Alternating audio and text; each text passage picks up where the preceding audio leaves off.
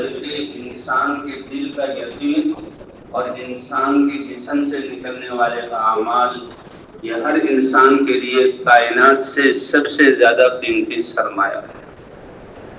اس کے جسم سے نکلنے والا ایک ایک عمل ساتوں زمین اور آسمان سے زیادہ قیمتی ہے، لیکن ماحول نہ ہونے کی وجہ سے آج اس کی طرف توجہ نہیں اور بے قیمت بنایا ہوا ہے، اور یہ ساتوں زمین اور آسمان اس کے عمل کے مقابلے میں کوئی حیثیت نہیں ہے۔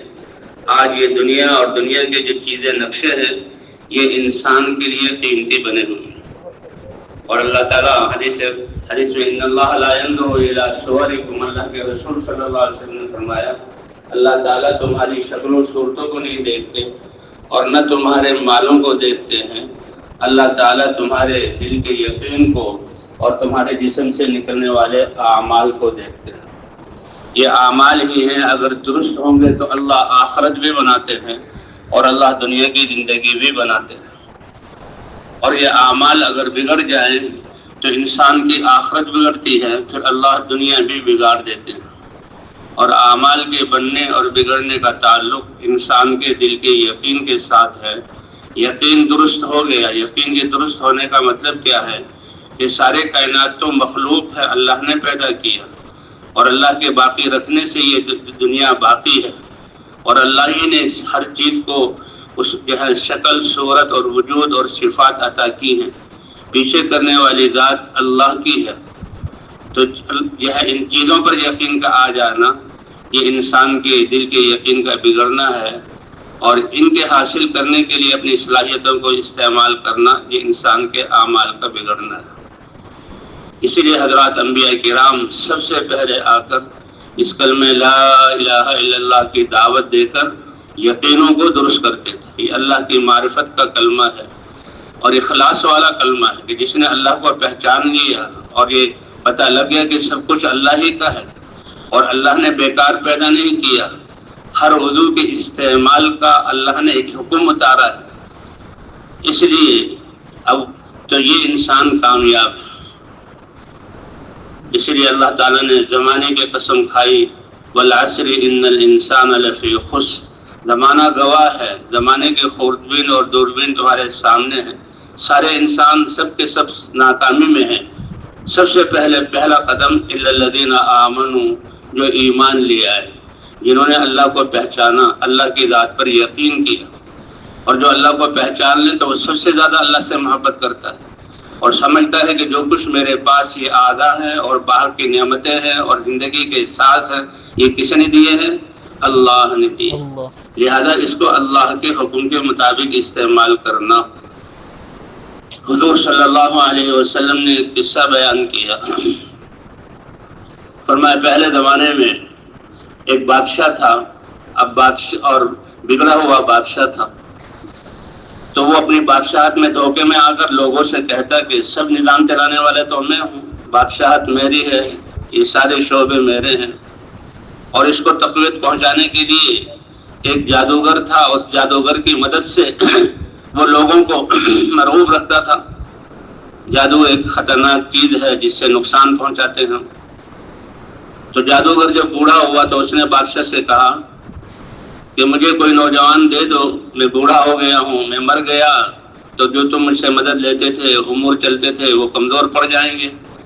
نوجوان دو، سمجھدار، میں جو اس کو جادو سکھا دوں تمہارا یہ نظام چلتا رہے۔ غلط یقین تھا، جادو تو بہت یعنی اللہ کے ہاں ناپسندیدہ چیز ہے۔ تو ایک سمجھدار نوجوان بچے کو چھانٹا گیا اور وہ اس کے حوالے کیا گیا۔ اللہ تعالیٰ نے ہر زمانے میں حق اور باطل دونوں زندگیوں کو چلایا اور انسان کا امتحان ہے۔ تو اس زمانے میں بھی ایک عالم ہوا کرتے تھے، اور عالم اپنے حلقہ درس میں لوگوں کو اللہ کی ذات پر ایمان اور اعمال اور دین بتلایا کرتے تھے۔ اب یہ نوجوان گزرتے ہوئے وہاں بیٹھتا تو اس کی باتیں بالکل حقیقت پر مبنی ہیں، اور جادوگر کے یہ ڈھکوسلے اور یہ منتر یہ بالکل غلط چیز ہے، دونوں میں وہ واضح فرق محسوس کرتا تھا۔ تو صلی اللہ علیہ کی بات اس کے دل میں گھر کر گئی۔ ایک دفعہ ایسا ہوا کہ اللہ نے اس واقعے کو قرآن میں بیان کیا اور حدیثوں میں اس کی تفسیر ہے، روایتوں میں اس کی تفسیر ہے. والسماء ذات البروج والیوم الموعود وشاہد ومشہود قتل اصحاب الاخدود النار ذات الوقود اذ هم علیہا قعود. اس میں یہ واقعے کو بیان کیا گیا، قرآن پاک میں بیان کیا. تو ایک دفعہ ایسا ہوا کہ لوگوں کا رش لگا ہوا ہے اور لوگ ڈرے ہوئے ہیں. جب اللہ کی ذات پر یقین نہ ہو تو انسان ہر چیز سے ڈرتا ہے. اس لیے یہاں میں اللہ تعالیٰ نے کلمہ، پہلی بنیادی جو کلمہ ہے کلمہ خوف ہے. ڈر ہو تو اللہ کا اور امید ہو تو اللہ سے. اور اللہ کا ڈر یہ حقیقی ڈر ہے. اللہ کا ڈر کیا مطلب؟ اللہ کا ڈر کہ اللہ ناراض نہ ہو جائے. ہاں، اللہ کی اتنی محبت کہ اللہ کی ناراضگی سے اور غصے سے ڈرنا، یہ سب سے بڑی چیز ہے. اور جو اللہ سے ڈرتا ہے تو پھر اللہ کسی غیر کو اس پر مسلط نہیں ہونے دیتے. اور یہ کلمہ امید بھی ہے. اگر امید ہو تو اللہ تعالیٰ سے، کیونکہ باقی تو ساری کائنات مخلوق ہے اور اللہ کے امر کی محتاج ہے، اور اللہ تعالیٰ ہر چیز پر قدرت والے ہیں. امید ہو تو اللہ سے ہو. فرمایا انما سلط علی ابن آدم ما خافہ ابن آدم ان لم یخف الا اللہ لم یسلط علیہ غیرہ. اگر اللہ کی پہچان نہیں ہوگی، اللہ کا ڈر نہیں ہوگا، تو پھر یہ انسان حالات سے اور ان چیزوں سے ڈرے گا، اور جن چیزوں سے ڈرے گا اللہ اس کو مسلط کر دیں گے. بادشاہوں کا ڈر، فوج کا ڈر، ہتھیاروں کا ڈر، اسباب کا ڈر. کہتے ہیں اللہ کی ذات پر یقین اتنا اللہ تعالیٰ ایمان والے کو عطا فرما دے محنت کرنے سے کہ یہ باطل والوں کے یہ بمبار جہاز اور تو گول ٹینک اور گول توپیں اور یہ ان کی بندوقیں سارے بچوں کا کھلونا معلوم ہے کہ جیسے ریموٹ بچے کے ہاتھ میں ہو اور اس کی طرح وہ آگے پیچھے کرتا ہے. تو یہ سب تو مخلوق ہے، اور اس کے پیچھے کرنے والی ذات کس کی ہے؟ اللہ کی ہے. اگر یہ ساری ایمان والے کے مقابلے میں ساری چیزیں جمع ہو جائیں نقصان پہنچانا چاہیں تو ذرہ برابر ایمان والے کو نقصان پہنچا نہیں سکتے. اور اگر نفع پہنچانا چاہیں تو نفع پہنچا نہیں سکتے. نفع دینے والی ذات اور نقصان دینے والی ذات کس کی ہے؟ اللہ کی ہے.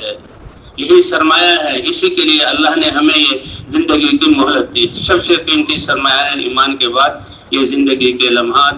ایک ایک سانس کائنات سے زیادہ قیمتی. موت کے وقت انسان کوئی چیز طلب نہیں کرے گا اے اللہ چند سانس اور زیادہ دے دیجیے. اللہ فرمائیں گے نہیں، اب جو زندگی دی تھی وہی ملے گی، اس سے ایک سانس بھی میں تمہیں زیادہ نہیں دوں گا. تو بہرحال یہ بچہ تھا، بہت سمجھدار تھا. جادوگر اس کو منتر وغیرہ سکھاتے تھے، سب غلط. اور ایمان والے عالم تھے، وہ اللہ کی وحدانیت اور اللہ کی قدرت اور اللہ کے دین میں کامیابی بالکل سمجھ میں آنے والی باتیں. تو ایک دفعہ ایسا ہوا کہ یہ جو ہے نوجوان بچہ جا رہا تھا، راستے میں لوگ جمع تھے. کیا ہوا؟ کیونکہ بہت بڑی بلا اور خطرناک کوئی درندہ اور چیز آ گئی ہے اور لوگ اس سے ڈرے ہوئے ہیں، آگے نہیں بڑھ رہے. تو یہ آگے بڑھا اور اس نے جو ہے اللہ سے دعا کی اور دعا کر کے اے اللہ، وہ جو عالم ہے ان کا عمل اگر صحیح ہے تو میں اس کی برکت سے میں یہ جو ہے کنکر اس کو مارتا ہوں. تو اللہ نے اس جانور کو ہلاک کر دیا اور لوگوں کا راستہ کھل گیا، اور راستہ کھل کر لوگ چلنے لگے. تو جو لوگوں کے دل میں وہ سمجھے کہ اس کے جادو سے یہ ہوا ہے. اس نے اپنے استاد کو بتایا.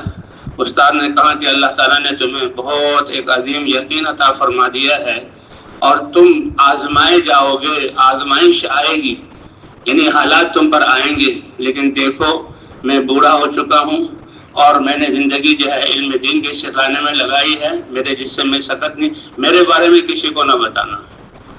انہوں نے اس کو جو ہے یہ کیا کہتے ہیں نصیحت کی.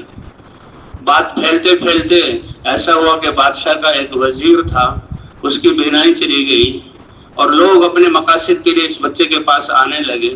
اور یہ اللہ کے ایمان کی بنیاد پر ان کو جو ہے یہ دم کرتا تھا، لوگ ٹھیک ہو جاتے.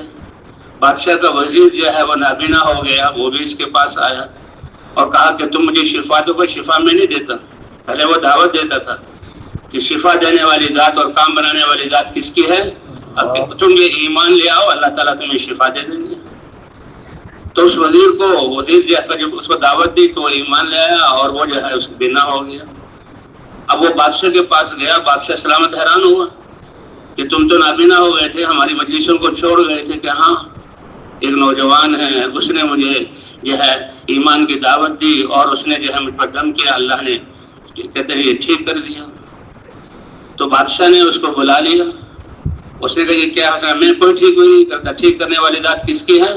اللہ کی ہے، اصل کرنے والی ذات۔ تو بادشاہ پریشان ہو گیا کہ میری خدائی، میری بادشاہ کو چھوڑ کر یہ بچہ جو ہے کیا کہہ رہا ہے۔ تو استاد نے کہا تھا کہ تم پر آزمائش آئے گی۔ تو بہرحال ہوا یہ کہ بادشاہ نے اس سے کہا یا تو تم اللہ کی ذات پر ایمان کو چھوڑ دو، میری بڑائی کو تسلیم کرو۔ اس نے کہا یہ ہو نہیں سکتا۔ تو اس نے فوجیوں کے حوالے کیا اور کہا کہ اس کو لے جاؤ، سمندر میں رسیوں سے باندھ دو، سمندر میں لے جاؤ، سمندر کے بیچ میں اس کو سمندر میں ڈال دینا، پتھر باندھ دینا، یہ جو ہے ڈوب جائے گا اور تم واپس آ جانا۔ اب یہ جو ایک خدا کی طرف دعوت دے رہا ہے، اس سے مجھے نجات مل جائے گی، لوگ میرے تابع رہیں گے۔ لیکن وہ تو ایمان والا تھا، اللہ تعالیٰ تو ایمان والوں کی مدد فرماتے ہیں۔ جب وہ کشتی میں لے کر گئے تو اس نے کہا اللہم اکفناہم بما شئت، اے اللہ آپ میری کفایت فرمائیں جیسے آپ چاہیں، آپ کی قدرت مطلق ہے۔ کہتے وہاں بھنور آیا، کشتی ٹوٹی اور سب فوجی ڈوب گئے اور یہ پانی پر سے چلتا ہوا بادشاہ کے سامنے آ گیا۔ بادشاہ کہنے لگا کیا ہوا کہ میرے اللہ نے کفایت کر دی، وہ سب ڈوب گئے، میں بچ گیا۔ بادشاہ بڑا جھنجھلایا، لیکن اس کا دل جو ہے دنیا کے یقین کے ساتھ سیاہ ہو چکا تھا۔ اس نے دوبارہ کوشش کی، فوجیوں کو کہا کہ اس کو جو پہاڑ کی چوٹی پر لے جاؤ اور وہاں سے گرا دو۔ پہاڑ کی چوٹی سے گرے گا اور نیچے وادی میں جائے گا، رہ جائے گا، قصہ ہی ختم۔ اللہ اکبر، اللہ فرماتے ہیں جو ہمارا ہو جائے گا اس کو کائنات مل کر اس کے بال بھی بیگا نہیں کر سکتی، ہم اس کو اونچا کریں گے۔ اللہ نے قرآن میں ذکر کیا اور حضور صلی اللہ علیہ وسلم کے زمانے سے آج تک والسماء ذات البروج والیوم الموعود وشاہد ومشہود قتل اصحاب الاخدود النار ذات الوقود اذ هم علیہا قعود، سارے واقعے کو اللہ نے قرآن میں بیان کر دیا۔ یہ ہے اللہ تعالیٰ قدر کرتے ہیں انسان کے ایمان اور اعمال کی، ایمان اور اعمال کی۔ اب جو وہ پہاڑ پر گیا تو پہاڑ پر بھی اس نے کہا اے اللہ کی فاطمہ، پہاڑ ہلا، سارے فوجی گر گئے اور وہ بادشاہ کے سامنے آ گیا۔ اس نے کہا کہاں گئے میرے فوجی کہ اللہ نے مجھ سے میری کفایت کر دی، وہ سب مر گئے اور میں تمہارے سامنے ہوں۔ بادشاہ بڑا جھنجھلایا، بڑا پریشان ہوا۔ بچہ سمجھ گیا کہ یہ بادشاہ یہ تو یعنی کہتے دھوکے میں ہے اور جو ہے یہ خود بھی دھوکے میں ہے، لوگوں کو بھی دھوکے میں ڈال رہا ہے اور اس سے پریشان ہے۔ بادشاہ سلامت، اگر تم مجھے ختم کرنا چاہتے ہو تو اس کی ایک ہی صورت ہے کہ کیا کہ تم سارے اپنی عوام کو جمع کر لو اور ایک تخت پر تم اپنا جو ہے تم آ جاؤ، بیٹھ جاؤ اور مجھے سولی پر چڑھا دو اور اپنے ترکش سے تیر نکال کر میرے کن پٹی کا جو ہے نشانہ کرو اور تیر پھینکتے ہوئے یہ کہو بسم رب ھذا الغلام۔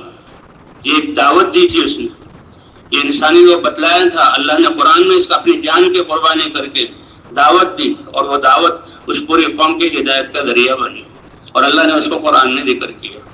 تو لوگ جمع کیے گئے، اس طرح جو ہے اسٹیج لگایا گیا، بادشاہ خود وہاں پر آیا، بچے کو سولی پر باندھ دیا گیا اور اس نے ترکش سے تیر نکالا اور تیر نشان لگا اور سب لوگوں کو پتا تھا کہ قصہ کیا ہو رہا ہے، یہ بچہ ایک کرشماتی بچہ ہے اور اس کے ساتھ کیسے مدد ہو رہی ہے۔ فوجی سمندر میں لے کے گئے، فوجی ڈوب گئے اور یہ بچ کر آ گیا۔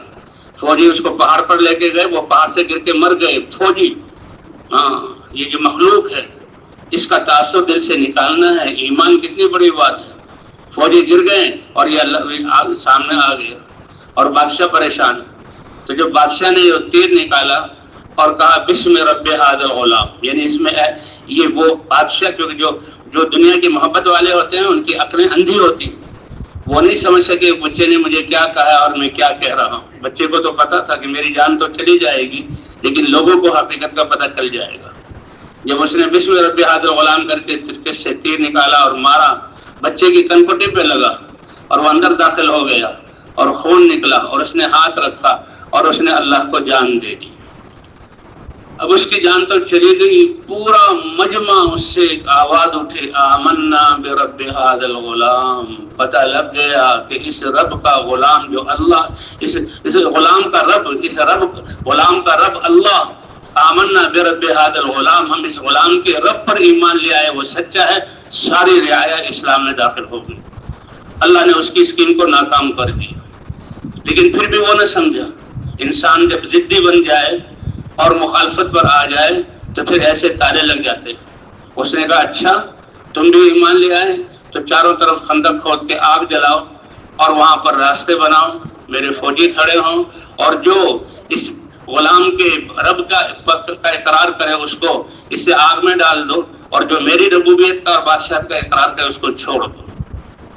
یہ قرآن میں قصہ ہے، یہ ہے وہ خندق والی جس میں آگ جلائی گئی۔ ایک عورت گزرتے ہوئے جب گزری تو اس سے کہا دیکھو اگر تم اللہ پر ایمان رکھتی ہو تو اسے آگ میں جانا پڑے گا، تو وہ ہچکچائی۔ اس کی گود کے بچے نے کہا اماں یہ آگ نہیں ہے، دیکھنے میں آگ ہے لیکن حقیقت میں یہ جنت ہے۔ ہاں اس بچی نے یہ بات کی۔ تو اس طرح اللہ تعالیٰ نے اس واقعے کو قرآن پاک میں کہ اس نے اپنی قربانی دے کے اس کی قربانی کی سے پورا جو ہے ملک جو ہے اللہ تعالیٰ نے اس کو ہدایت عطا فرما دی۔ اس لیے وہ زندگی جو ہے سرمایہ یہ اعمال ہیں، اللہ نے ہر ایک کو جو ہے کامیابی کا مایہ اس کے جسم میں رکھا ہے، دل کا یقین ٹھیک ہو جائے اور جسم کا استعمال ٹھیک ہو جائے۔ حضور صلی اللہ علیہ وسلم نے ایک واقعہ بیان کیا ہے کہ پہلی امتوں میں 3 آدمی سفر کر رہے تھے، سفر کرتے ہوئے جیسے بارش ہوئی تو بارش ہوئی، اور بارش میں ایک غار میں چلے گئے، جھکڑ ہوا چلی تو ایک پتھر آ کر غار میں گئے تو پتھر جو ہے وہ غار کے سامنے آ گئے۔ پہاڑی علاقہ ہے اور یہ غار کے اندر ہے، بڑی چٹان آ گئی، اندھیرا بھی ہو گیا، اور جناب اعلیٰ کہیں آواز بھی نہیں جا سکے، لیکن تھے ایمان والے۔ انہوں نے کہا دیکھو آج ہم ایسی مشکل میں پھنس گئے ہیں، اللہ کے علاوہ ہمیں کوئی بچا نہیں سکتا، اور اللہ تعالیٰ اعمال پر زندگی بناتے ہیں۔ اگر تمہارے پاس کچھ اعمال ہیں تو اپنے اپنے عمل اللہ کے سامنے پیش کر دو، اللہ کو پسند آ جائیں تو اللہ نجات دے دیں گے۔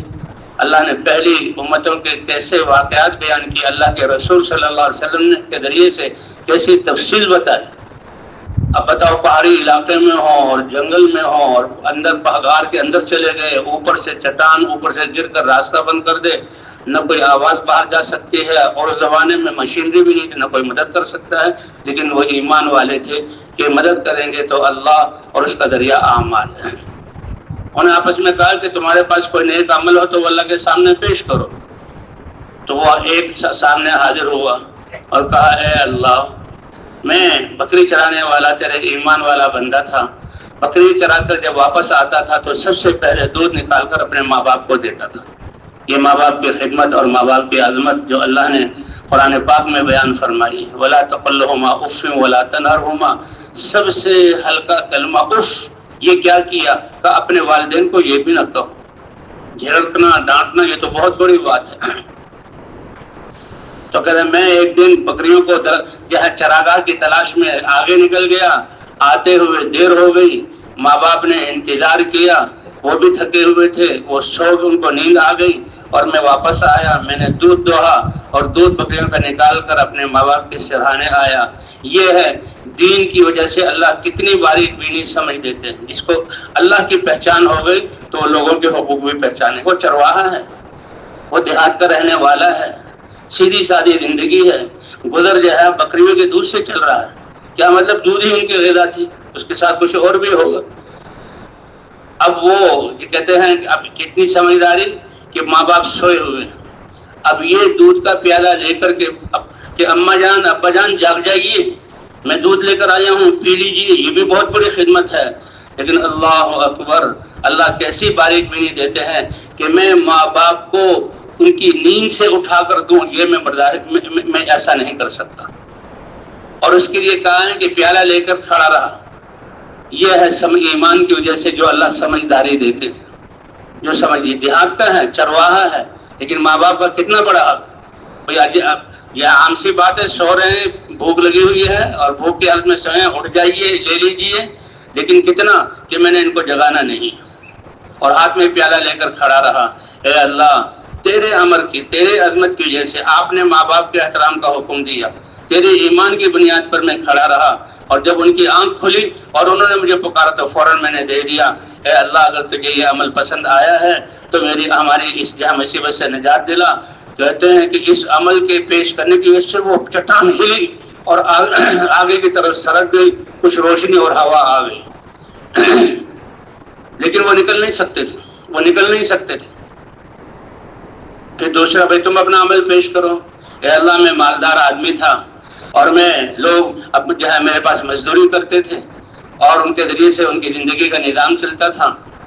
ایک دفعہ میں نے مزدور بلائے اور مزدوروں کو مزدوری دی، اور ایک مزدور اپنی مزدوری چھوڑ کر چلا گیا۔ اب یہ ہے ایمان بتلاتا ہے، ایمان اللہ کی پہچان ان اخلاق سے کھلاتی ہے، انسانوں کے ہمدردی بتلاتی۔ اب یہ مالدار ہے اور مالدار ہو کر ایک مزدور چھوڑ کر چلا گیا، چلو ایمانداری یہی ہے کہ چلو اس کے پیسے رکھ لو، لیکن دل میں کیا خیال آیا؟ مزدور آدمی تھا، سادہ آدمی، اپنی مزدوری چھوڑ کر چلا گیا، پتہ نہیں کب آئے گا، یہ پیسے میں رکھ دوں اور واپس آئے دے دوں تو یہ تو بہت یہاں کمی کی بات ہے۔ اس نے اپنی تجارت میں شامل کر لیا اور اس سے جہاں جانوروں اور کیا کچھ تجارت شروع کی کہ جب آئے گا اس کی کمائی اس کو دے دوں گا۔ اب جب وہ آیا اور آ کر کہا کہ مجھے پہچانا، کہاں میں تو تمہارے انتظار میں ہوں، کیسے نہیں پہچانے گا کہ اس کی کمائی کو اپنے کاروبار میں لگا کر اور آگے تجارت بڑھا رہا ہے اور ایماندار ہے اور انتظار میں ہے کب وہ آئے گا۔ اس نے میری مزدوری دو۔ اس نے کہا یہ جتنے بھی تمہیں جانور نظر آ رہے ہیں یہ تمہاری مزدوری۔ کہا مجھ سے مذاق نہ کرو، میں سادہ آدمی ہوں۔ کہا نہیں، یہ تمہاری مزدوری ہے، میں نے تمہاری تھی، بجائے اس کے کہ یہ اللہ سمجھ عطا فرماتے ہیں اور یہ انسانیت کی خدمت کا اور نیکی کرنے کے اللہ مواقع مرحمت فرماتے ہیں جب انسان اللہ کی ذات کے ساتھ تعلق اور یقین کو ٹھیک کر لیتا ہے۔ تربیت کرنے والی ذات کس کی ہے؟ اللہ کی ہے۔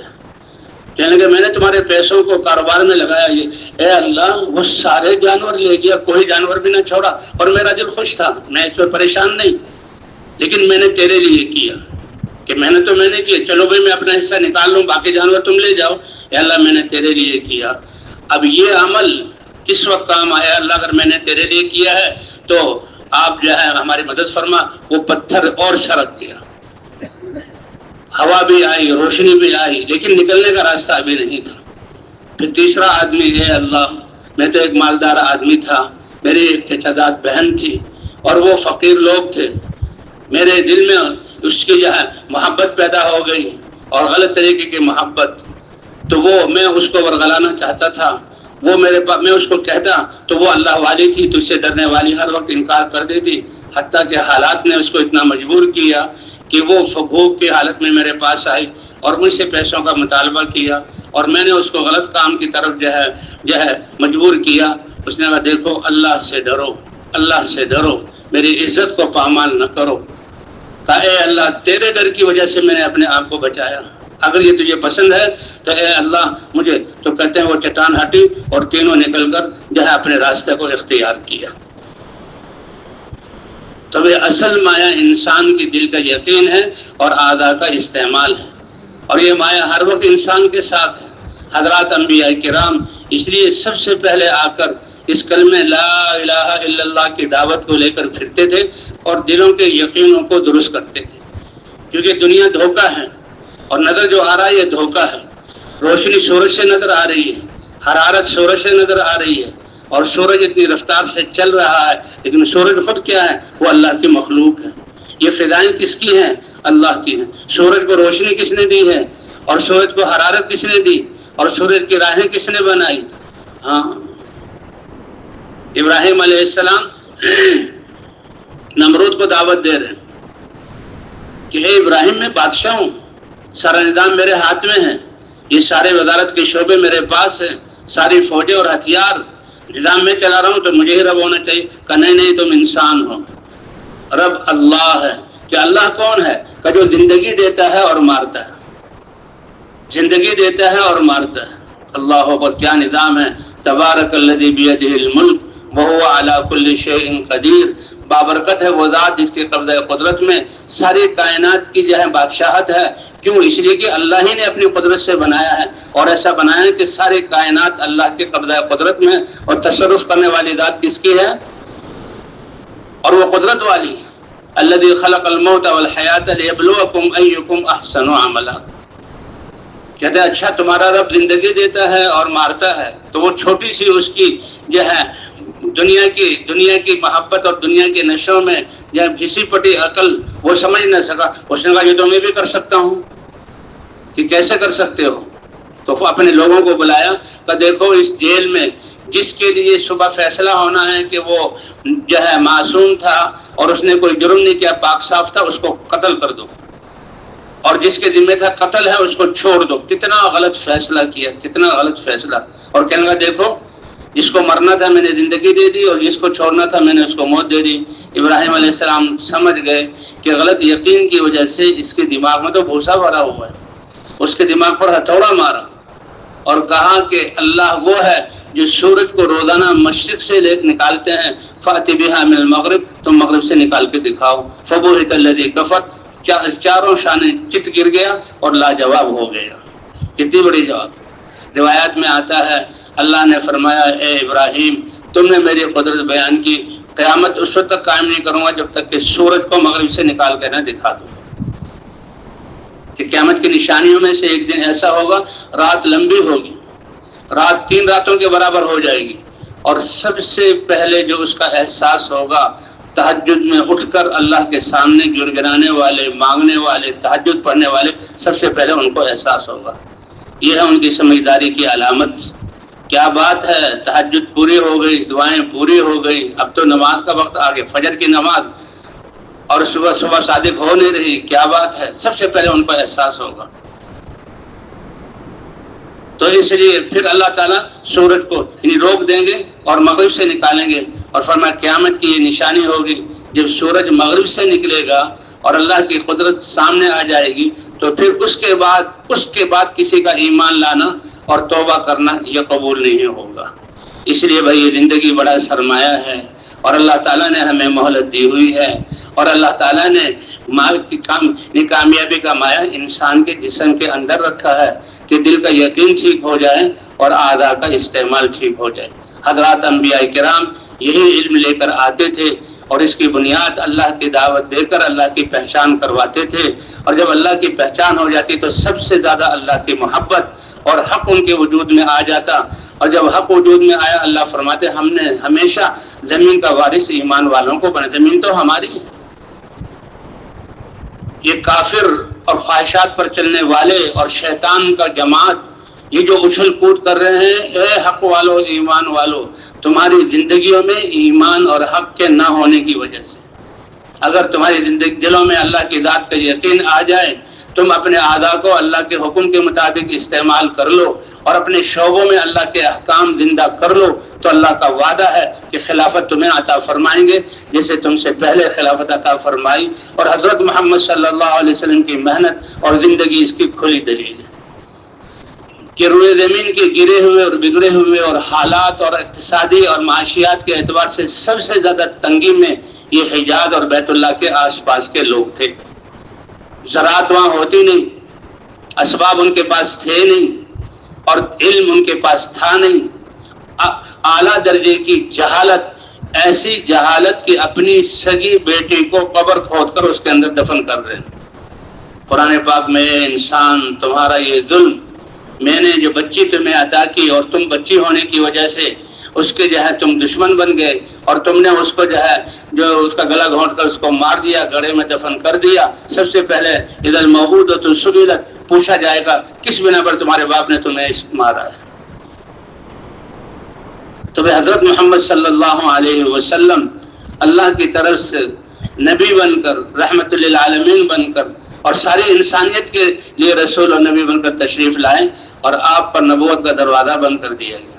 وما ارسلناک الا کافۃ للناس بشیرا ونذیرا، ہم نے تمام عالموں کے لیے آپ کو بشارت دینے والا بنا کر اور اللہ کی ناراضگی سے ڈرانے والا بنا کر۔ یہ اسلام دین میں جو اس دعوت میں جو انذار ہے، یعنی سامنے آنے والا رستہ جس پر چل رہے ہو اس کے خطرات سے متنبع کر دینا، حالات سے متنبع کر دینا، تاکہ انسان پوری تیاری کے ساتھ جائے کہ دیکھو موت آنی ہے، روح کا نکلنا ہے، کیسے موت آئے، قبر میں رکھے جاؤ گے، قبر تمہارے لیے آرام کی جگہ کیسے ہو، میدان محشر میں اللہ کے سامنے پیش ہوگے، 50,000 سال کا دن ہے، اور اللہ تعالیٰ تم سے جو ہے تمہاری زندگی کا حساب کہ انسان کے قدم میدان حشر سے ٹل نہیں سکتے جب تک کہ پوری عمر کے بارے میں جواب نہ دے دیں اس کو کہاں خرچ کیا، اور جوانی کے بارے میں خاص طور پر اس کو کہاں بھلایا پگلایا، اور پھر اللہ کی زمین پر رہتے ہوئے اللہ والا علم کیسے حاصل کیا، کتنا عمل کیا، اور اللہ کی دی ہوئی نعمت مال یہ اللہ کی نعمت ہے، یہ تمہارا نہیں ہے، اپنی مرضی سے استعمال نہیں کر سکتے، کیسے کمایا اور کہاں خرچ کیا۔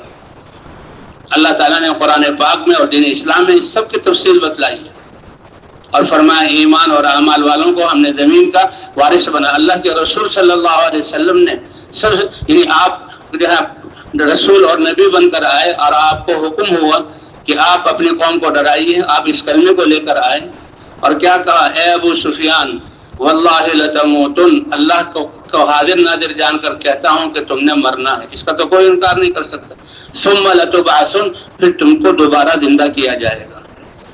اب عقل کے پیمانے پر دوبارہ زندہ ہونے کو سوچنا تو عقل میں تو یہ بات آ ہی نہیں سکتی، لیکن اللہ تعالیٰ فرماتے ہیں بھئی دیکھو تو صحیح، ہم ہر 6 مہینے بعد جن کے لیے اناج اگاتے ہیں، اور وہ زمین جس پر مٹی ہے، مٹی ہوا کے چلنے کی وجہ سے غبار اڑ رہی ہے، ہم بارش برساتے ہیں، اور بارش کے ذریعے سے اس بے رنگ زمین سے کیسے ہم پودے نکالتے ہیں، اور ان پودوں میں کیسے ہم اناج نکالتے ہیں، ایک ایک دانے سے 700 دانے عطا فرماتے ہیں۔ کمثل حبۃ انبتت 7 سنابل فی کل سنبلۃ 100 حبۃ، ایک گندم کا دانہ، اس سے 7 شاخیں نکلی، اور ہر شاخ پر ایک سنبل خوشہ لگا، اور ہر خوشے میں اللہ نے 100 دانے بھرے ہوئے ہیں، اور اس کو کیسے غلاف میں اللہ نے محفوظ کیا ہوا ہے۔ اللہ اکبر۔ تو اللہ تعالیٰ افرأیتم ما تحرثون، کیا تم دیکھ رہے ہو جو تم کھیتی کرتے ہو، انتم تزرعونہ ام نحن الزارعون، تمہارے بس کی بات ہے کہ ایک خشک دانے کو بے رنگ زمین اور بے ذائقہ زمین کی اندھیریوں میں ڈال دو، اور اس کے ذریعے سے اس کی جڑ کو نیچے کی طرف لے جاؤ، اور کونپل کو اوپر کی طرف لاؤ، اور اس پر پودا لگے، اور پودے میں یہ شاخیں لگیں، اور ایک شاخ کے اندر دانے 100 دانے ہوں، کیا تم ایسا کر سکتے ہو؟ افرأیتم الماء الذی تشربون، یہ پانی جو غٹ غٹ جو تم پیتے ہو اور تمہاری پیاس بجھتی ہے، سارے انسان اور جنات اور فرشتے بھی مل جائیں تو ایک قطرہ پانی کو پیدا نہیں کر سکتے، ایک قطرہ پانی تم بنا نہیں سکتے، تم اتنے عاجز ہو۔ اور اللہ جہاں افرأیتم الماء الذی تشربون، کیسے پیتے ہو، جانوروں کو پلاتے ہو، اپنی زمینوں کو سیراب کرتے ہو، انتم انزلتموہ من المزن، آسمانوں سے تم قطرے کی طرح اتارتے ہو۔ حضرت عباس رضی اللہ تعالیٰ فرماتے ہیں دیکھو بادلوں سے بارش ہوتی ہے اور پانی آتا ہے، اب اجتماع اور جوڑ کے دے بارش کے سے کتنے ہم جہاں مشکل حالات آئے، کیسے جہاں پریشانی آئی، لیکن کوئی بات نہیں، یہ پریشانی کا آنا اللہ کے راستے میں اللہ کے دین کی محنت کے لیے نکلنے کی وجہ سے ہے۔ وہ تو ایمان والا اس کی اتنی زندگی قیمتی ہے کہ کانٹا چبھ جائے، ٹھوکر لگ جائے، بھوک کی ہر لہر ایک نیکی بنا کر لکھی جاتی ہے، اور ایک نیکی کی قیمت دنیا کے جہاں ساری کائنات سے زیادہ قیمتی ہے، اور ہم تو بھائی اللہ کے راستے میں نکلے ہوئے ہیں، اللہ کے راستے میں نکلے ہوئے ہیں۔ تو اس لیے کہ افرأیتم الماء الذی تشربون، یہ پانی جو تم پیتے ہو آسمانوں سے تم اتارتے ہو۔ عباس رضی اللہ تعالیٰ فرماتے ہیں دیکھو آسمانوں سے اللہ پانی اتارتے ہیں، پانی اگر پرنالوں کی صورت میں اتارا جاتا، اور بعض دفعہ کہتے ہیں کہ جی وہ بادل پھٹا اور پانی گرا اور بستیوں کو لے کر اڑ گیا، اگر ایسے اللہ پانی اتارتے تو بستی یہاں کوئی بستی باقی ہی نہ رہتی، زمین پہ کتنے شگاف پڑ جاتے۔ قربان جائیں کہ یہ بادل چھنیے ہیں، ایک ایک قطرہ جو ہے زمین پر گرتا ہے، ایک ایک قطرہ زمین پر گرتا ہے، اور ہر قطرے کے ساتھ اللہ کا فرشتہ مقرر ہوتا ہے جو آتا ہے۔ قربان جائے اللہ تیری قدرت پر، قربان جائے اللہ تیرے فضل اور احسان پر۔ فرمایا کامیابی کی مایا ہم نے تمہارے اندر رکھی ہے، کامیابی کے لیے تم باہر کی چیز کے جہاں محتاج نہیں ہو، اپنے دل کے یقین کو ٹھیک کر لو، اور اعضاء کے اعمال کو درست کر لو۔ ان اللہ لا ينظر الى صورکم، اللہ تمہاری شکلوں کو نہیں دیکھتے، یہ شکلیں اللہ نے بنائی ہیں، ولا الى اموالکم، نہ اللہ تمہارے مالوں کو دیکھتے ہیں، یہ کم مال دینا زیادہ مال دینا یہ کائنات کا نظام چلانے کے لیے اللہ کی تقسیم ہے، ولکن ينظر الى قلوبکم، تمہارے جو بس کی بات ہے کہ دل میں اللہ کے تاثر اور محبت کے علاوہ باقی ساری چیزوں کی محبت کو مغلوب کر دو اور اللہ کی محبت کو غالب کر دو. اور یہ کب ہوگا؟ جب ہم اللہ کی ربوبیت اور اللہ کی قدرت اور اللہ کے احسانات کو بیان کریں گے تو اللہ کی محبت کا بیج ہمارے دلوں میں آ جائے گا. والذین آمنوا اشد حبا للہ، کیونکہ اس لا الہ الا اللہ کی دعوت سے ایمان ترقی کرتا چلا جائے گا. اور اللہ سے سب سے زیادہ محبت کرنے والے کون ہیں؟ ایمان والے. اللہ نے 8 چیزیں گنوائی ہیں. قل ان کان آباؤکم و ابناؤکم، یہ 8 چیزیں اللہ نے گنوائی ہیں جس میں انسان رہتا ہے. ان کی محبت ہونی چاہیے، لیکن اللہ کی، اللہ کے رسول کی اور دین کے تقاضے کی محبت ان سے زیادہ ہو کہ جب مقابلہ آئے تو ہم دنیا کی چیزوں کو چھوڑ دیں گے. اللہ ہمیں اس کی توفیق عطا فرمائے اور اللہ کے دین اور اللہ کے امر کو ہم مقدم کریں گے. اللہ ہمیں اس سطح پر پہنچا دے. کہ اللہ تعالیٰ فرماتے ہیں ہم نے پہلے بھی خلافت ایمان اور اعمال والوں کو دی اور آئندہ بھی ہم نے وعدہ کیا ہوا ہے. وعد اللہ الذین آمنوا منکم وعملوا الصالحات ليستخلفنهم فی الارض کما استخلف الذین من قبلهم. خلافت بھی دیں گے اور دنیا میں قوت بھی عطا کریں گے.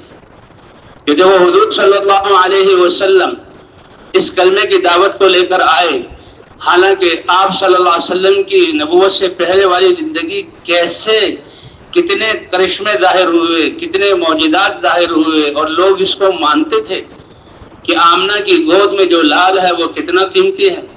حضرت حلیمہ سعدیہ رضی اللہ تعالی عنہ جو حضور کی رضائی ماں ہیں، جنہوں نے دودھ پلایا. اس زمانے میں دیہات کی عورتیں آیا کرتی تھیں اور شہروں سے سرداروں کے بچوں کو لے جا کر کہ بھئی کھلی فضا ہوگی دیہاتوں میں.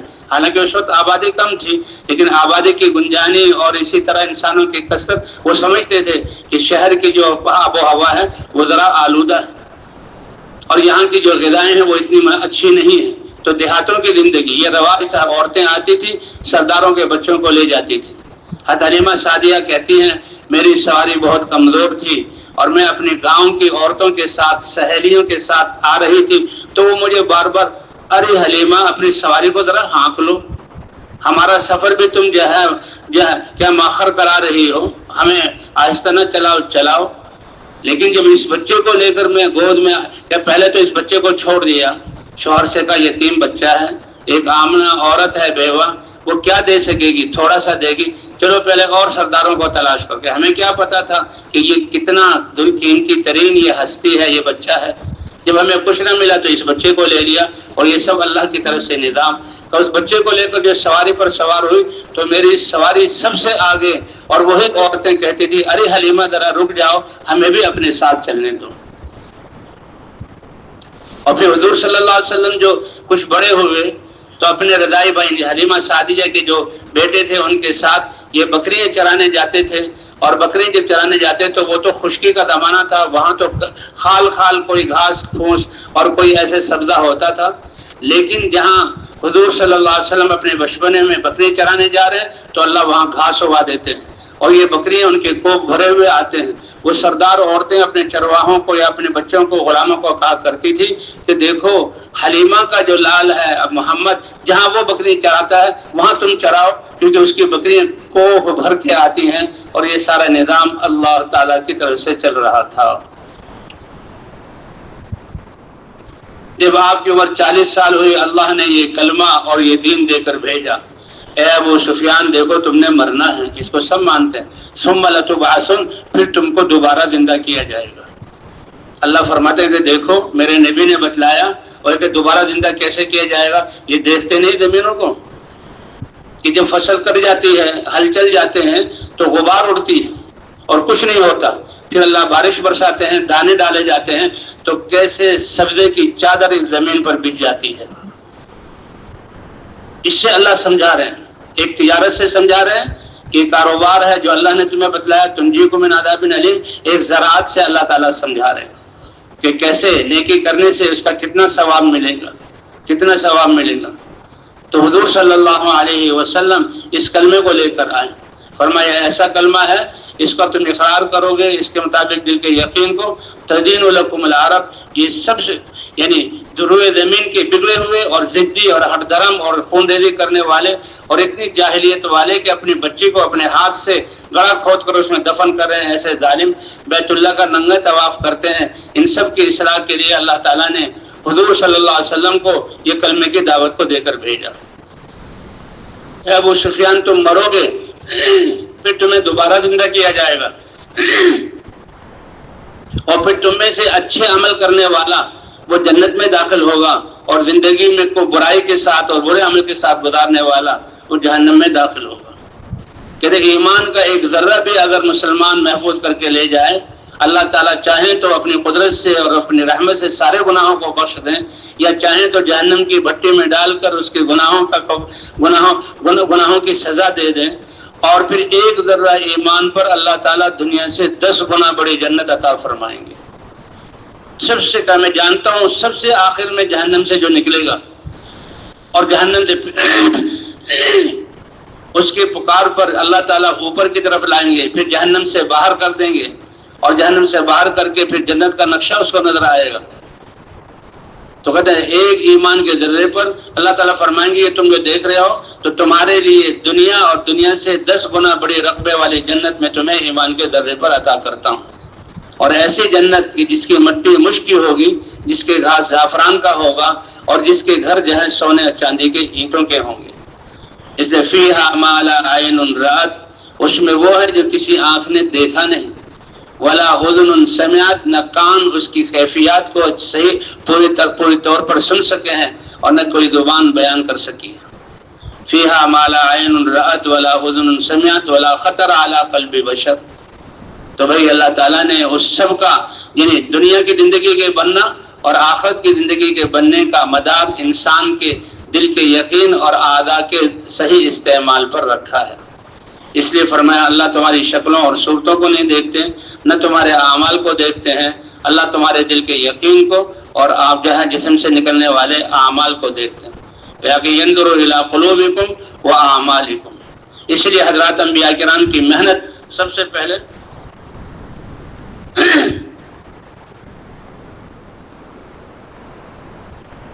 دلوں پر ہوتی تھی، اور لا الہ الا اللہ کی دعوت کے ذریعے سے، اور جب اللہ کی پہچان دل میں آ جائے تو پھر دین پر چلنا آسان نہیں بلکہ محبوب بنتا چلا جاتا ہے. حضرات انبیاء کرام کی دعوت سے پہلے والی زندگی بڑی پیاری. قوم والے رش کرتے تھے کہ یہ نوجوان ہوتے ہوئے کیسی حیا والے ہیں، کیسی سچائی والے ہیں، کیسے اچھے اخلاق والے ہیں، کیسے قوم کی خدمت کرنے والے ہیں. لیکن کوئی یہ نہیں کہتا کہ ہم معاشرے کی خرابیوں میں مبتلا ہیں، ہم بھی اپنے بچوں کو ایسا کریں. ایسا کوئی نہیں کہتا تھا. باطل کو توڑنے کے لیے جو اللہ تعالیٰ نے کی سنت ہے وہ دعوت ہے. اللہ فرماتا اگر چاہوں تو سب کو ہدایت دے دوں. ایک جان کو ہدایت دینا اور سب کو ہدایت دینا اللہ کے لیے برابر ہے، لیکن اپنے بندوں، انسانوں، ایمان والوں کو نوازنے کے لیے اللہ تعالیٰ نے یہ دعوت والی محنت کا سلسلہ جاری فرمایا. حضرات انبیاء کرام اس دعوت کی محنت کو لے کر آتے، کلمے کے ذریعے اللہ کی پہچان کرواتے اور اللہ کا دین وجود میں آ جاتا. اللہ فرماتے ہم نے زمین کا وارث ہمیشہ ایمان والوں کو بنایا، اور پہلے بھی خلافت ہم نے ایمان والوں کو عطا کی. نوح علیہ السلام نے محنت شروع کی، 950 سال کا عرصہ دعوت کا گزرا ہے. اللہ حکیم ہے، اپنی حکمت سے محنت تو نبی کر رہے ہیں لیکن ہدایت دینے والی ذات کس کی ہے؟ اور اللہ کی ذات سمد ہے. 950 سال کی محنت کے بعد 80 کے قریب ایمان والے ہوئے. اور پھر کہتے ہیں نوح علیہ السلام یہ آدم ثانی ہیں، انہیں کی نسل کو اللہ تعالیٰ نے آگے چلایا، حتیٰ کہ ان کا بیٹا جو 4 بیٹوں میں سے ایک بیٹا جو ایمان نہیں لایا، اور پانی جب تندور سے بھی نکلا، آسمان سے بھی برسا، اور وہ کشتی، پہلے لوگ کشتی کا مذاق اڑاتے تھے. دیکھو نوح کو اللہ نے فرمایا اصنع الفلک بأعیننا، تم کشتی بناؤ اور خشکی پر کشتی بناؤ. کیوں؟ اس لیے کہ ہمارے یہ اللہ کی ایک حکمت ہے، اللہ کا ایک نظام ہے. تو لوگ کشتی بنانے پر جو ہے وہ مذاق اڑایا کرتے تھے کہ یہاں تو پانی کا نام و نشان نہیں اور کشتی یہاں بنائی جا رہی ہے، یہاں سے پھر کیسے سمندر میں جو ہے لے جائی جائے گی اور دریاؤں اور سمندر تک کیسے کھینچا. یہ ایک عجیب معاملہ تھا، لیکن ان کو کیا پتا کہ کیا ہونے والا ہے. کہتے آسمانوں سے پانی برسا اور زمین نے پانی جو ہے ابالا، حتیٰ کہ تنور سے بھی پانی نکلنا شروع ہوا اور پانی کی سطح بلند ہوئی اور نوح علیہ السلام نے ایمان والوں کو 950 سال کی دن رات کی اور اتنی مشقت والے حالات میں دعوت دینے سے صرف 80 کے قریب بضع و ثمانون 90 سے کم لوگ ایمان والے ہوئے اور انہیں کو انہوں نے کشتی میں سوار کیا۔ اس طرح اللہ نبیوں کو بھیجتے رہے۔ وَإِن مِّنْ أُمَّةٍ إِلَّا خَلَا فِيهَا نَذِيرٌ، اللہ تعالیٰ جیسے جسموں کے رب ہیں، پالنے والے ہیں، اور آسمانوں سے بارش برسا کر زمینوں سے غلے نکالتے ہیں۔ یہ جسم مٹی سے بنا ہے، مٹی سے اس کی غذا، اسے اصل روح ہے، تو روح کی غذا اللہ وحی کی صورت سے کے ذریعے آسمانوں سے بھیجتے ہیں، اور حضرات انبیاء کرام اس وحی اور دین کو لے کر آتے ہیں۔ اور اللہ کی یہ سنت رہی کہ نبی جب دعوت شروع کرتا تو دعوت سے باطل پر چوٹ پڑتی، اور اللہ تعالیٰ جہاں پھر حق کو وجود عطا فرماتے اور زمین کا وارث ایمان والوں کو بناتے۔ نوح علیہ السلام کی قوم ہے، قوم عاد ہے، قوم سمود ہے، قوم شعیب ہے، 12-13 انبیاء جن کا ذکر قرآن پاک میں آتا ہے۔ اللہ نے ان کے واقعات ذکر کیے کہ کیسے انبیاء کرام دعوت دیتے تھے، اور دعوت دینے سے کیسے ایک مجموعہ تیار ہوتا تھا، اور ہم ان کو غلبہ عطا فرماتے اور باطل قوموں کو مٹا دیتے، باطل قوتوں کو۔ کہتے ہیں نمرود کی نمرودیت کو اللہ نے توڑا ابراہیم علیہ السلام کی دعوت سے، قوم نوح کی کثرت کے بت کو اللہ نے توڑا نوح علیہ السلام کی دعوت سے، فرعون کی فرعونیت اور قارون کی قارونیت اور حامان کی وزارت کا گھمنڈ، اس کو اللہ نے ان کا غرور جو ہے خاک سے نہیں ملایا، وہی موسیٰ علیہ السلام کی دعوت سے۔ یہ اللہ کی سنت ہے۔ اللہ فرماتے ہم چاہیں تو ساروں کو ہدایت دے دیں، لیکن پھر تمہارا اس میں کیا حصہ ہے؟ حالانکہ محنت کرنے کے بعد بھی ہدایت اللہ تعالیٰ ہی دیتے ہیں، لیکن انسان نے محنت کی ہے تو اللہ تعالیٰ اس کا اجر اس انسان کو عطا فرماتے ہیں۔ اے علی لَأَن يَهْدِيَ اللَّهُ بِكَ رَجُلًا وَاحِدًا خَيْرٌ لَكَ مِنْ حُمْرِ النَّعَمِ وَفِي رِوَايَةٍ خَيْرٌ لَكَ مِمَّا طَلَعَتْ عَلَيْهِ الشَّمْسُ۔ اے علی تمہاری محنت اور دعوت سے ایک انسان کو اللہ ہدایت دے دے، لیکن تمہاری محنت اور دعوت یہ ذریعہ بنی ہے، تو جتنی چیزوں پر یہ سورج طلوع ہوتا ہے، یہ فضائیں اور یہ سیارے اور یہ پوری روئے زمین، یہ کسی کو مل جائے، اس سے بہتر ہے کہ کسی کو اللہ ایک انسان کی ہدایت کا ذریعہ بنا لے۔ اور حضور صلی اللہ علیہ وسلم کی امت میں کہ ہر فرد میں اللہ نے لاکھوں انسانوں کی ہدایت کا ذریعہ بننے کی صلاحیت رکھی۔ دیکھو اس زمانے میں کروڑوں انسان تبلیغ میں متحرک ہیں، کیسے دلوں کا یقین درست ہوا، کیسے زندگی کا نظام بدلا، کیسے جو ہے سنت لباس اور سنت زندگی انسانوں کے دلوں جو ہے زندگیوں میں آئی، اور کیسے کروڑوں انسان اپنا جان اور مال اللہ کے دین کے لیے لگانے والے بنے۔ صرف ایک مولانا الیاس صاحب بیمار ہستی تھے اور بالکل دبلے پتلے تھے، لیکن سینے کا ایک غم تھا، اس غم اور دعا کی وجہ سے اللہ نے کتنا بڑا کام لے لیا۔ اس لیے فرمایا لوگوں کو ایک انسان کو انسان نہ سمجھو، معادن یہ کانیں ہیں خیروں کی، کانیں ہیں خیروں کی، کمعادن الذهب والفضہ، ظاہری اور دنیا کے اسباب کے اعتبار سے تمہارے نزدیک سب سے قیمتی کان جو ہے ہیرے جواہرات کی، چاندی کی کان لیکن چاندی کم قیمت والی ہے، سونے کی کان وہ اس سے زیادہ قیمتی ہے، لیکن ہیرے جواہرات یاقوت اور مرجان کی کان یہ تو ایک ہیرا کتنے جو ہے سیروں سونے سے زیادہ قیمتی ہوتا ہے۔ اللہ کے رسول نے کتنی زبردست مثال دی کہ ایک ایک ایمان والا خیروں کی کان ہے، اور اس کان سے فائدہ کیسے پہنچے گا؟ اس دعوت والے کام سے پہنچے گا۔ اور اللہ تعالیٰ نے اس دعوت والا کام اس امت کی امتیازی شان، موسیٰ علیہ السلام اللہ کے ہم جہاں کلیم اللہ ہونے کی سعادت اور عصا کا معجزہ ملنے کے بعد موسیٰ علیہ السلام نے چاہا کہ ان کے بھائی ان کے ساتھ دعوت میں شریک ہو جائیں۔ کہتے ہیں کسی نبی یا کسی ولی نے بھی ایسی دعا کسی دوسرے کے لیے نہیں کی، اور یہ اللہ کا تکوینی نظام ہے۔ یہ موسیٰ علیہ السلام کے ذریعے چیز وجود میں آئی کہ موسیٰ علیہ السلام نے اپنے بھائی کے لیے دعوت والی ذمہ داری اور رسالت کے منصب کی اللہ سے دعا کی، اے اللہ میرا بھائی ہارون جو مجھ سے 1 سال بڑا ہے، اس کی زبان میں فصاحت ہے اور بڑی روانی سے وہ بات کرتا ہے، میری زبان میں لکنت ہے، اس کو میرے ساتھ شریک فرما دیجئے اور دعوت والے کام میں میرا مددگار بنا دیجئے۔ اللہ نے قرآن پاک میں انعامات گنوائے اور کہا تمہاری اس دعا کو بھی قبول کر لیا، میرا یہ حکم کہ میرا پیغام لے کر تم اکیلے جاؤ، اس کو بدل کر اب میں دونوں کو حکم دے رہا ہوں، اذهبا تم دونوں جاؤ میرے پیغام کو لے کر، کتنی بڑی یہ سعادت کی بات ہے. اور اللہ تعالیٰ نے ہمیں یہ پیغام لے کر جانا امت ہوتے ہوئے اپنے فضل سے ہمیں عطا فرمایا، اور حضور صلی اللہ علیہ وسلم کو حکم دیا کہ آپ کہہ دیجئے ہذہ سبیلی، یہ ہے میرا زندگی کا راستہ اور مقصد. راستے سے تعبیر کیا کہ راستہ مسلسل نقل و حرکت کو کی طرف اشارہ کرتا ہے. راستے میں انسان کوئی گھر نہیں بناتا، مقصود اس کی منزل ہوتی ہے. ہم سب کا مقصود اللہ کو پا لینا ہے اور اللہ کو راضی کرنا ہے اور اس کا راستہ اللہ کی طرف بلانا ہے. تو کیا خیال ہے دعوت کے کام کو اپنا مقصد بنا کر زندگی گزاریں گے انشاءاللہ. قل ہذہ سبیلی. وہاں تو موسیٰ علیہ السلام ہارون علیہ السلام کے لیے دعا کر رہے ہیں اور اللہ تعالیٰ اس دعا کو قبول کر رہے ہیں، اور پھر قوم صفحے پر قرآن کے اپنے احسانات کو اللہ تعالیٰ گنوا رہے ہیں، اور اللہ کے کرم کے قربان جائیں کہ اس امت کو اللہ تعالیٰ خود پسند کر رہے ہیں. اور حضور صلی اللہ علیہ وسلم کو فرما رہے ہیں آپ کہہ دیجئے کہ جو آپ کا راستہ ہے امت کے ہر فرد کا وہ راستہ ہے. اور کنتم خیر امت، تم بہترین امت ہو، اللہ کے ہاں پسندیدہ امت ہو. انبیاء کے لیے استفاء اور اجتباء اور اختیار یہ تین الفاظ ہیں، اور تینوں الفاظ اللہ نے اس امت کے لیے بھی اس کو چھانٹا بھی ہے، اس کو چنا بھی ہے، اس کو پسند بھی کیا ہے، اور فرمایا تم بہترین امت ہو.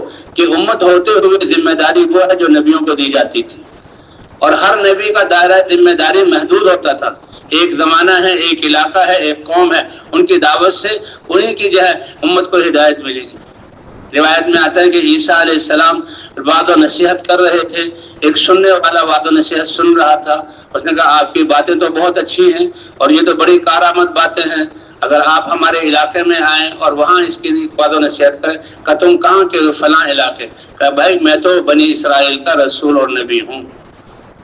لیکن حضور صلی اللہ علیہ وسلم کو سارے وما ارسلناک الا کافۃ للناس بشیرا ونذیرا، سارے انسانوں کے لیے رسول بشیر اور نذیر بنا کر بھیجا، اور آپ نے یا ایھا الناس پوری دنیا کے انسانوں کو پکارا قولوا لا الہ الا اللہ تفلحوا، تم فلاح پا جاؤ گے. فلاح عربی کا وہ لفظ ہے دنیا کی ساری خیریں، برکتیں، کامیابیاں، خوشیاں اور عزتیں، اور موت، دنیا سے موت روح نکلنے سے لے کر قبر کا مرحلہ اور میدان محشر میں کھڑے رہنا اور قیامت جنت میں چلے جانا، یہ سب کے سب کامیابی اللہ نے اس میں چھپائی. قولوا لا الہ الا اللہ تفلحوا، تم لا الہ الا اللہ کہہ دو فلاح پا جاؤ گے.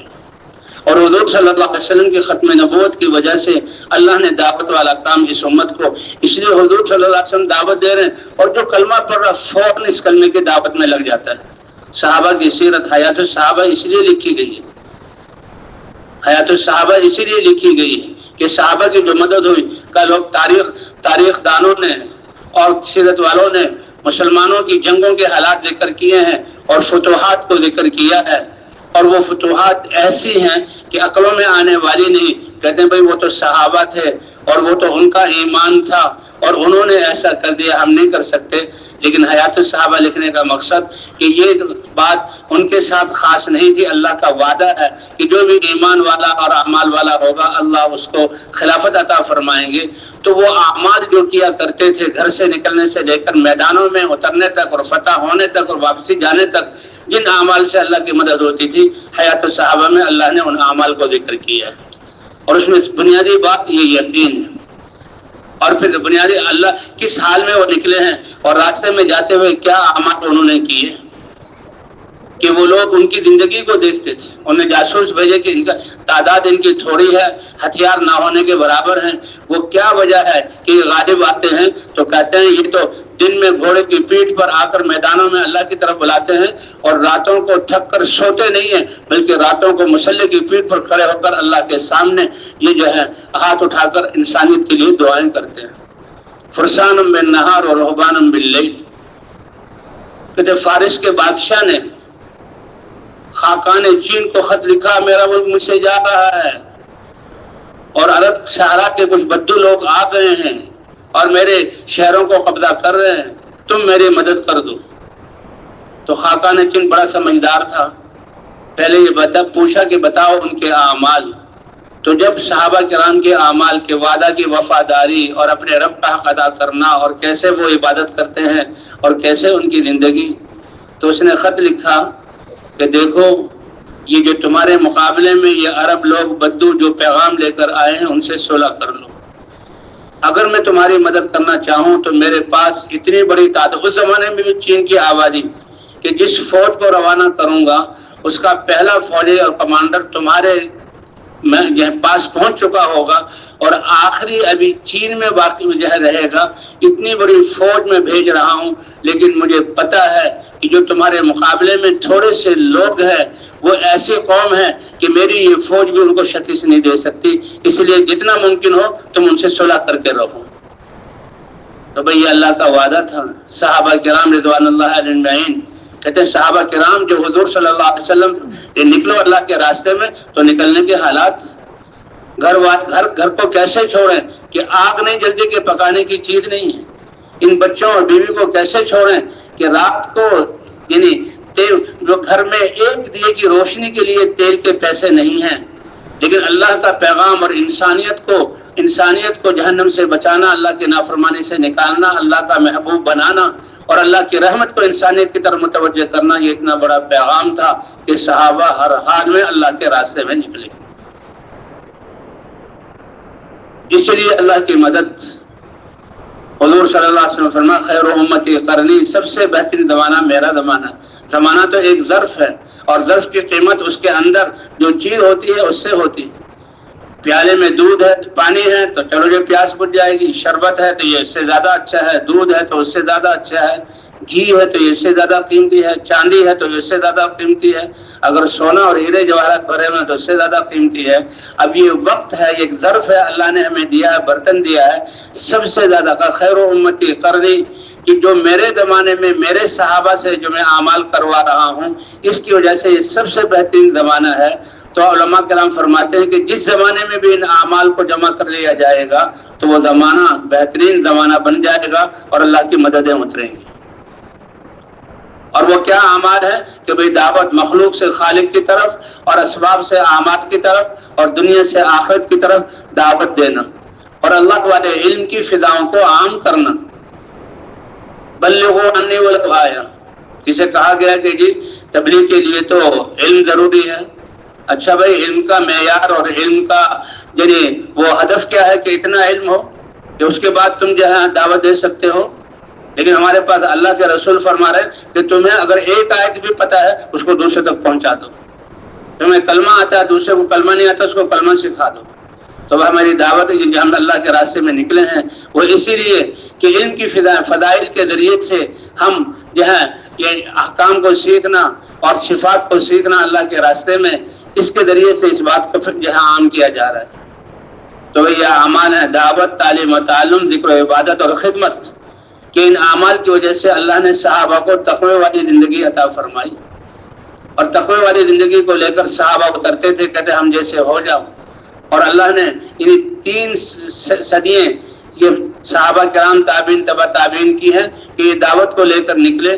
مدینے سے اپنی کچے جھونپڑوں سے لے کر نکلے، اللہ نے خراسان تک ان کو فتح دے دی اور منگولیا تک صحابہ کرام پہنچے اور جو ہے اسپین تک صحابہ کرام پہنچے. عقبہ ابن نافع رضی اللہ تعالیٰ عنہ اپنے لشکر کو لے کر چلے. یہ جو افریقہ اور جو ہے عرب علاقے میں سمندر ہے اس کو پار کیا، سارا عرب کے جنگل پار کیے اور الجزائر وہاں پہنچ کر اگلا جو ہے بحر اٹلانٹک ان کے سامنے آ گیا اور اپنے جو ہے گھوڑے کو دریا سمندر میں داخل کیا. اور جب پانی گردن تک پہنچا تو آسمان کی طرف دیکھا، اے اللہ اگر مجھے پتا ہوتا کہ اس سمندر کے بعد بھی کوئی دنیا اس وقت دریافت نہیں ہوگی، اگر کوئی ہیں تو میں ان تک بھی جو ہے اس سمندر کو پار کر کے دین اسلام پہ پہنچا دیتا. تبھی اللہ تعالیٰ ہمیں بھی جذبہ عطا فرما دے. آج تو ہماری تعداد کتنی زیادہ ہے، اللہ نے اسباب کتنے زیادہ دیے ہوئے ہیں اور ساری دنیا کا جغرافیہ ہمیں معلوم ہے. اور اللہ فرماتے ہیں اخرجت للناس، تمہیں بنایا ہی گیا ہے، چنا ہے، چھانٹا ہے ساری انسانیت کے لیے. تو بھئی کون نیت کرتا ہے کہ انشاءاللہ ہم اللہ کے کلمے کو لے کر پوری دنیا میں جائیں گے اور اپنی صلاحیتوں کو لگائیں گے. انما الاعمال بالنیات، تم نیت کرو گے اللہ کے ہاں تم اس محنت والے شمار ہو جاؤ گے. اور جب شمار ہو کر سچے ہو گئے ہم اس نیت میں تو تربیت ہماری کون کرے گا؟ تمام نبیوں کی تربیت کس نے کی؟ تمام نبیوں کو جو ہے کو دعوت کا کام کس نے دیا؟ اللہ کے رسول صلی اللہ علیہ وسلم فرماتے ہیں علمنی ربی فاحسن تعلیمی، علم بھی مجھے اللہ نے دیا، بہت اچھا علم دیا، وَأَدَّبَنِي رَبِّي فَأَحْسَنَ تَأْدِيبِي، مجھے اخلاق اور آداب اور سلیقے بھی اللہ نے سکھلائے، اور سب سے بہترین اخلاق، حتیٰ کہ اللہ خود قسم کھا کر فرما رہے ہیں اِنَّكَ لَعَلَىٰ خُلُقٍ عَظِيمٍ، آپ بہت بڑے اونچے اخلاق والے ہیں۔ اور فرمایا اِنَّمَا بُعِثْتُ لِأُتَمِّمَ مَكَارِمَ الْأَخْلَاقِ، میری بعثت ہی اس لیے کی گئی ہے کہ بہترین اخلاق اور خدمت کے لیے سب سے پہلا کام دعوت کا ہے، کہ انسانوں کو غلط یقینوں کے تاثر اور جو غلط یقینوں کی دلدل اور دنیا کی صحراؤں اور بھول بھلیوں سے نکال کر ایک اللہ کی ذات پر یقین کی طرف بلانا، یہ سب سے بڑا احسان اور سب سے بڑی خدمت ہے۔ اللہ تعالیٰ نے ایسا ایک امت آئے گی اور وہ ایسی ہوگی کہ ہر خوشی پر وہ میری حمد کریں گے اور ہر ناگواری پر صبر کریں گے، ولا علم لہم ولا حلم، اور ان کے پاس اپنا کوئی علم اور حلم بھی نہیں ہوگا۔ عیسیٰ علیہ السلام حیران ہوئے، اے اللہ یہ کیسے ہوگا؟ فرمایا وہ ایسے مقصد اور ایسی محنت والے ہوں گے کہ اپنے علم میں سے میں علم عطا کروں گا اور اپنے حلم میں سے میں ان کو حلم عطا کروں گا۔ فرمایا کہ جیسے میں آیا اور دین اوپرا تھا، اللہ نے مجھ پر ساری خیریں بس یہاں یہ بند نہیں کر دی، یہ خیریں قیامت تک چلے گی، پھر میرا دین اوپرا اور اجنبی اور انوکھا بن جائے گا، اور پھر جیسے میں محنت کو لے کر اٹھا، اللہ تو وہ تو سید المرسلین ہے، لیکن اللہ نے آپ کی امت کو بھی خیر امت کا اسی طرح کچھ لوگ اپنے آپ کو پردیسی کریں گے اور وہ اللہ کے دین کے مٹنے کے غم میں وہ پھریں گے۔ فَطُوبَىٰ لِلْغُرَبَاء، میں ان کو توبہ کی خوشخبری اور مبارکبادی آج ہی سے دے رہا ہوں کہ ان کے لیے توبہ ہو۔ بلکہ ایک روایت میں جس نے مجھے دیکھا مجھ پر ایمان لایا اس کے لیے ایک دفعہ توبہ فرمایا، اور کہا جس نے مجھے دیکھا نہیں اور مجھ پر ایمان لایا، اللہ کے رسول نے 7 دفعہ توبہ کا لفظ اس کے لیے استعمال کیا۔ فرمایا میرے صحابہ اس زمانے میں جو میری امت اپنے آپ کو پردیسی کریں گے، گھروں کو چھوڑیں گے، اللہ کے راستے میں نکلیں گے، دیش بدیش پھریں گے، ان کی محنت کی قدر اتنی ہوگی کہ ایک آدمی کی قربانی پر اللہ 50 آدمیوں کی قربانی کے نتائج مرتب فرمائیں گے۔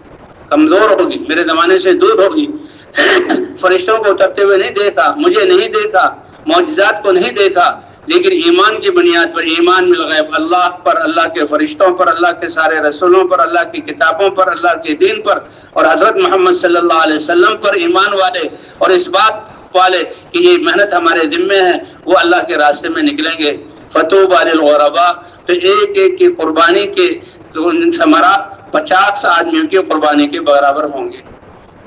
صحابہ کرام کو اللہ جزائے خیر عطا فرمائے، یا رسول اللہ 50 انہی میں سے ہوں گے یا ہم میں سے؟ نہیں میرے صحابہ، تم میں سے آپ 50 صحابہ کی قربانی پر جو باطل ٹوٹ رہا ہے، پھیل رہا ہے، ان کی ایک آدمی کی قربانی پر تمہارے 50 آدمیوں کی قربانی کے بقدر اللہ ثمرات مرتب فرمائیں گے۔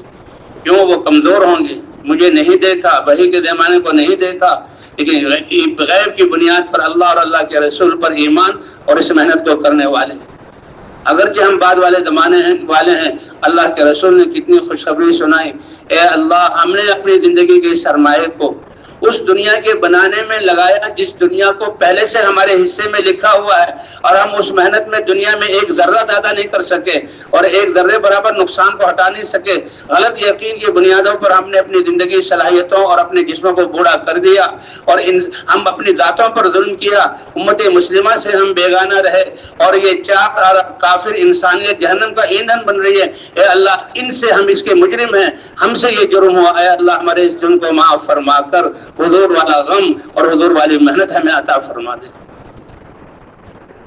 ربنا ظلمنا انفسنا، ہم نے ظلم کیا اپنی جانوں پر، زندگی کے سرمایہ کو کہاں لگایا؟ اور جبکہ اللہ بیان فرما رہے ہیں کنتم خیر امت، تم بہترین امت ہو، وجاہدوا فی اللہ حق جہاد ہی، اللہ کے دین کے لیے جان اور مال صلاحیتیں لگاؤ۔ کیوں؟ اللہ نے تمہیں یہ کام دے دیا۔ اب کسی کا یہ کہنا کہ جی میرے پاس کوئی کام نہیں ہے، یہ کتنی نہ سمجھے کی بات ہے، کتنی نہ سمجھے کی بات ہے۔ اللہ تعالیٰ جہاں کائنات کے نظام کو باقی رکھے ایمان اور اعمال کی وجہ سے، یہ دین اور یہ اعمال اتنے قیمتی ہیں کہ ایک آدمی کی زبان پر اللہ اللہ کا لفظ ہوگا ایمان کی حالت میں وہ اللہ اللہ کہے گا تو اس کے اللہ کہنے کی وجہ سے اللہ آسمان، زمین، فرشتے اور سارے نظاموں کو باقی رکھیں گے۔ اللہ کے علاوہ اللہ تو خالق ہیں، باقی جتنی مخلوقات نظام عالم ہے سب کو باقی رکھیں گے، کیونکہ ایک آدمی کی زبان پر اللہ اللہ ہے۔ تو جب یہ دین، جب صحابہ کے زمانے میں جب یہ دین پورے آب و تاب کے ساتھ تھا، اللہ نے کیسے دنیا کو امن کا گہوارہ بنایا، بھیڑیوں کے دلوں تک کو نرم کر دیا۔ حضور صلی اللہ علیہ وسلم فجر کے بعد اپنے مسجد میں جو بیٹھتے تھے، نماز وغیرہ پڑھتے، صحابہ سے بات کرتے نکلے تو بھیڑیے آئے ہوئے اور حضور کے قدموں میں وہ لپٹ رہے ہیں اور آواز نکال رہے ہیں۔ اللہ نے حضور کو ان کی بولی، صحابہ سے پوچھا کہ اے صحابہ آؤ دیکھو یہ بھیڑیے، یہ وفد ہیں جنگل کے بھیڑیوں کا، اور یہ مجھ سے کچھ کہہ رہے ہیں۔ یا رسول اللہ کیا کہہ رہے ہیں؟ اے اللہ کے رسول، ہماری خوراک اللہ نے بکریاں بنائی ہیں، اور جب تک انسان غفلت میں تھے ہم ان کی بکریوں کو اپنی خوراک حاصل کرتے تھے اور بے دریغ اور اطمینان کے ساتھ اللہ نے ہماری غذا وہ بنائے، ان کو چیر پھاڑ کر کھاتے تھے۔ لیکن جب یہ آپ کی یہ صحابہ آپ کی محنت سے ایمان والے بنے اور ان کی زندگیوں میں اللہ کا دین آ گیا تو بھیڑیوں تک کے دل متاثر، اب ہمارا ان کی بکریوں پر حملہ کرنے کو دل نہیں چاہتا۔